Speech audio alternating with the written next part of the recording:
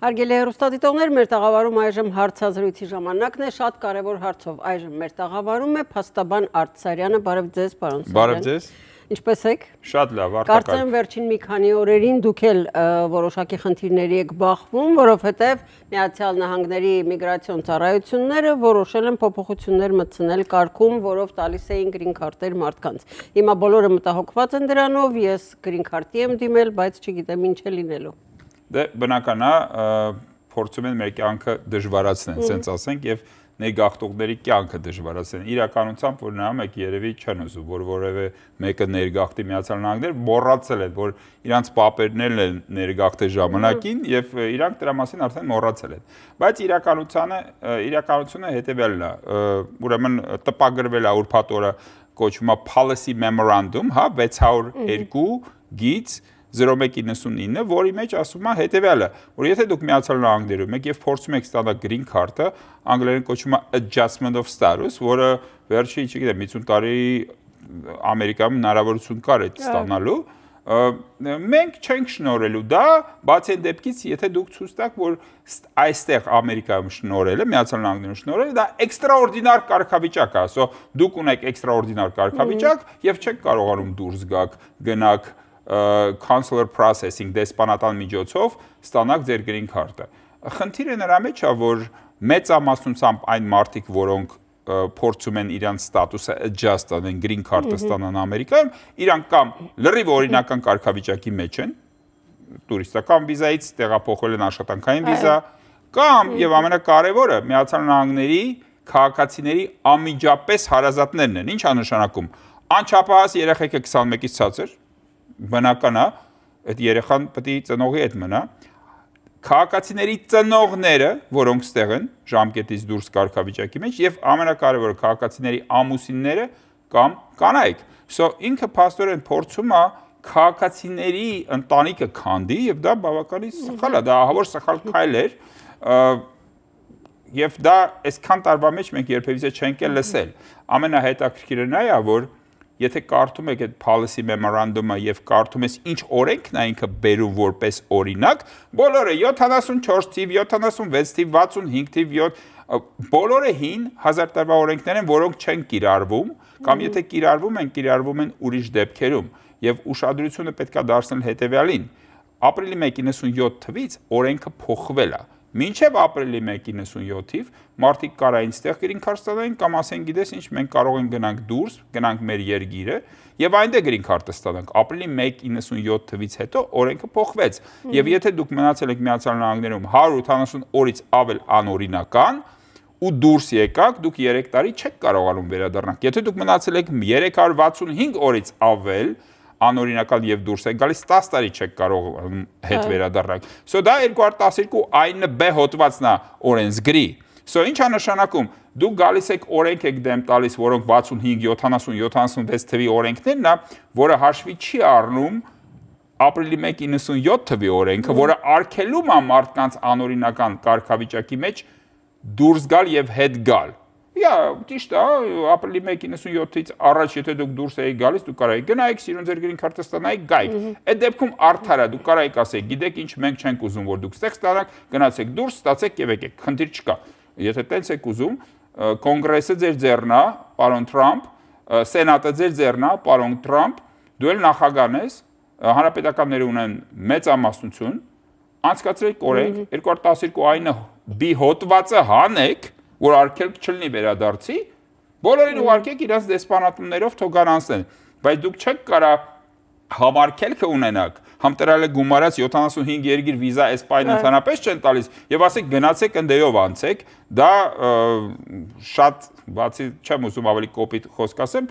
ահավոր սխալ քայլ է եւ ես ինձ թվում է, որ այս policy memorandum-ը իրանք չեյո կհամարեն որովհետև ահագին խնդիրներ է եւ մեծամասնությամբ Ամերիկայի քաղաքացիների անմիջապես հարազատներն են խնդիրի մեջ։ Եթե ասենք թե դուք օրենք եք ընդունում կամ ինչ-որ որոշումներ եք անում, շարժումներ եք անում, ասում եք Բայդենի ժամանակ իրանց սիրած երկնա, Բայդենի ժամանակ 10 միլիոն մարդ ա եկել, Բայդենը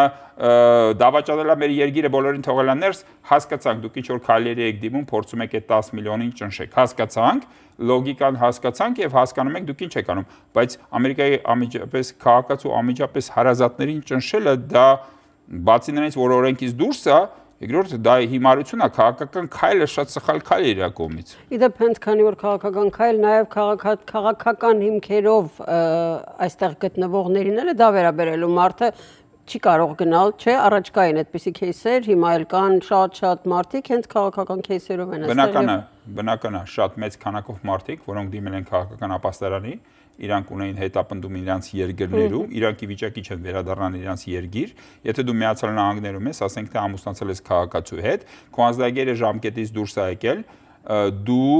ստեղ կարողանում ես green card ստանաս այդ օրենքից, այդ policy memorandum-ից առաջ։ Իրանք չէին նայում, ասում էին անձնագիրը ժամկետից դուրս է գնա նորոգի, բայց դու չես կարող թռես քո երկիրը, որտեղ դու հետապնդում ունեիր, ու ոչի անձնագիրը կարաս նորոգես, դու բնականա մեծ խոչընդոտ է դա։ Ճիշտ է, բայց նորից եմ ասում, իմ կարծիքով իրանք չնայած այնց փորձում են արգելեն, վերջում թե Ամերիկայի քաղաքացիները, թե թեկուց ֆեդերալ աշխատողները, ֆեդերալ կառավարության աշխատողները, որոնք նստելու են եւ աշխատանք չեն ունենալու, որտեղ մեծամասնությամբ այսօր իմիգրացիոն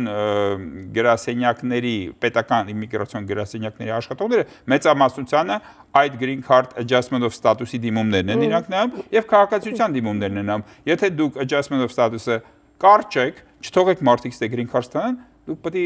100,000-ով գործազուրկ դառնան, դա չի լինելու, իրանց union-ները շատ ուժեղ են, ես համոզված եմ իրանք էլ են բրթելու։ Ես կներեք մի հատ օրինակ տամ, ամենահետաքրքիր օրինակը, Թրամփի կինը Մելանիա Թրամփը եկել է տուրիստական կարգավիճակի մեջ, տեղափոխվել է H1B աշխատանքային վիզայի մեջ, հետո adjustment of status-ով դիմել է եւ ստացել է green card Միացյալ Նահանգներում։ Համար մեկ օրինակ։ Երկրորդ օրինակ։ Էլոն Մասկը եկել է ուսանողական վիզայով, հետո աշխատանքային վիզա է ստացել, հետո extraordinary ability ստացել է green card-ը։ Այդ մարդիկ չէին ստանալու green card-ը, եթե այս policy memorandum-ը ուժի մեջ լիներ։ So ինձ թվում է համեն բիզնես լիդերները կբրթեն, կսխմեն, ինձ թվում է կկարճեն, բայց հələ որ արդեն մի քանի ինտերվյու գնացել ենք, հայտարարությունը եղել է ուրբաթ օրը առավոտը 7-ին, ես երկուշաբթի օրը աշխատանքային օր չէր, Memorial Day, երեքշաբթի օր արդեն գնացել եմ, չորեքշաբթի օր արդեն գնացել եմ եւ նոր հարցերի ցուցակ գոյություն ունի, որ օֆիցերը ասեց, այս policy memorandum-ի պատճառով մեզ բան են արել իրանք, այս հարցերն են ասել, անպայման կտակ, So դրա դեմ առնելու հնարավորություն կա, պետք է հաճախորդին բնականաբար պատրաստես արդեն այս հարցերի շուրջը, որ դրանք ավելորդ հարցեր են, ավելորդ լրացուցիչ բաներ պետք է աշխատանքն է շատացել, դժվարացել, բայց դա չի նշանակում, որ պետք չի պայքարել։ Իսկ այն մարդիկ, ովքեր եղել են այդ հարցազրույցին եւ հաստատվել է իրենց green card ստանալու փաստը եւ հիմա սպասում են green card-ին, նրանք պիտի ունենան մտավախություն։ Բոլորը պետք է մտահոգված լինեն, որոնք green card-ը հələ չեն ստացել։ Ինտերվյու եթե անցել եք, մեկը իրանք իրավունք ունեն նամակ ուղարկել, անգլերեն կոչվում է request for evidence, ու դա կլինի կամ request for evidence, կամ կլինի notice of intent to deny։ So ես օֆիցերների հետ խոսացել եմ, ասել եմ դուք ո՞րն եք անելու, request for evidence, the notice of intent to deny, ասեց մենք էդել չենք չգիտենք, պատասխանը չգիտենք, մեզ տվել են այս ավելնորդ հարցեր, բայց ոնց է process-ը ոնց է անելու, ինչն է տարբերությունը, notice of intent to deny 30 օր են տալիս պատասխանի, request for evidence 87 օր են տալիս պատասխանի, բնական է 87-ը շատ ավելի դրական է, որ կարողանում ես հանգիստ ապացույցները հավաքես եւ ուղարկես, բայց 30 օրվա մեջ էլ կարան կանենք, 10 օրվա մեջ էլ կարան կանենք, եթե պետք է 5 օրվա մեջ է կարելի անել, բայց թե իրանք ուղարկելու են, թե ինչպես անցալում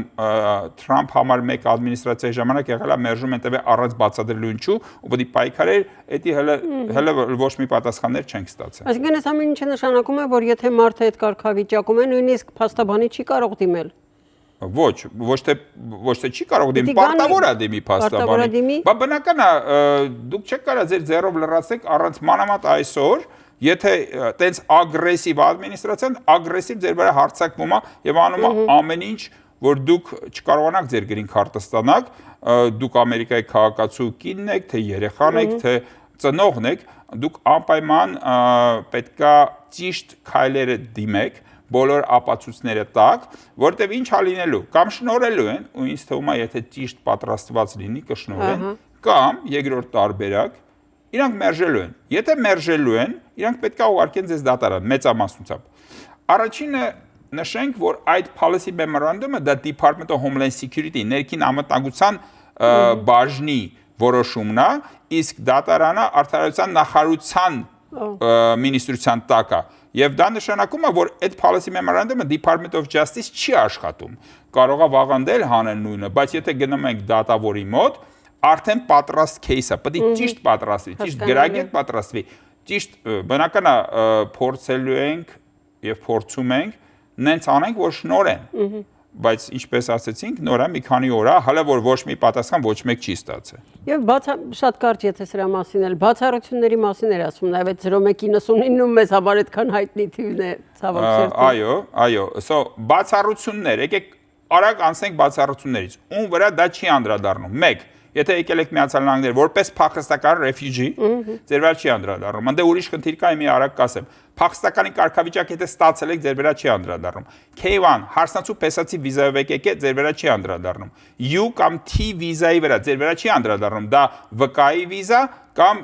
victim of a crime, հանցագործության կողմից տուժվող կողմն եք, չի անդրադառնում։ Նակարանները արդեն շատ հին кейսեր են, դրանք էլ չկան։ Մեկ է Violence Against Women Act, եթե դրանով եք ստանում, եթե դուք քաղաքացու կամ green card ունեցողի կին եք կամ ամուսին եք եւ բռնությանն եք ենթարկվել ամուսնության ժամանակ, ելի ձեր վրա չի անդրադառնում։ Սա բավականին մեծ ցուցակ է։ Իսկ քաղաքականն ու այդ առաջինը ինչ ասեցիք։ Refugee-ները։ Այ refugee-ները փախստականներ ուղղակի տարբեր են դրանք։ Տարբեր է։ Ինչն է տարբերությունը։ Refugee եւ asylum seeker-ի ինչն է տարբերությունը։ Refugee-ին դուք գնում եք դեսպանատանն եք ֆորմը տալիս, դեսպանատանն եք անցնում ինտերվյուն, արդեն refugee ստատուսով գալիս եք։ Ապաստարանը դուք կամ սահմանի վրա եք, կամ երկրի ներսն եք ու նոր ստեղ եք տալիս։ So իրանց վրա չի անդրադառնում, բայց մի հատ շատ արագ կարևոր մի բան։ Ուրեմն նրանք, որոնք փախստական են, շատ ուշադիր պետք է լսեն, օրենքի մեջ 209-ա հոդվածն է օրենսգրի գրած է, որ երբ որ դուք փախստական կարգավիճակով եկել եք, մեծամասնությունը մեր Պարսկաստանի մեր հայրենակիցներն են, որոնք հայասի միջոցով են գալիս։ So դուք պետք է 365 օր մի տարի ապրեք Միացյալ Նահանգներում եւ դիմեք green card-ի։ Օրենքի մեջ գրված է, որ մի տարի անց մուտքից հետո պարտավոր են ձեզ ձերբակալեն եւ հարցակնեն։ So Թրամփը երբևիցե դա չի կիրառվել։ Թրամփը ուրեմն ասում է, եթե դու green card-ի եք դիմեք, խնդիր չկա, չենք ձերբակալում, որտեվ հնարավորություն են մատնահետքը հանեն եւ ստուգեն, իսկ եթե չեք դիմե, ձերբակալելու եք։ So սա շատ կարեւոր է ժամանակին դիմել, անպայման։ Շնորհակալություն, հուսամ հակիրճ հստակ պատասխաններ նաև ստացաք։ Ձեզ շնորհակալություն, որ մեզ հրավիրել եք, որ կարողանանք նորությունների դեպքում նորից դիմելու ենք ձեր աջակցությանը։ Միշտ պատրաստ ենք եւ ուրախ ենք գանք եւ մեր հայրենակիցներին բացատրենք օրենքը։ Ցտեսություն։ Ցտեսություն ձեզ։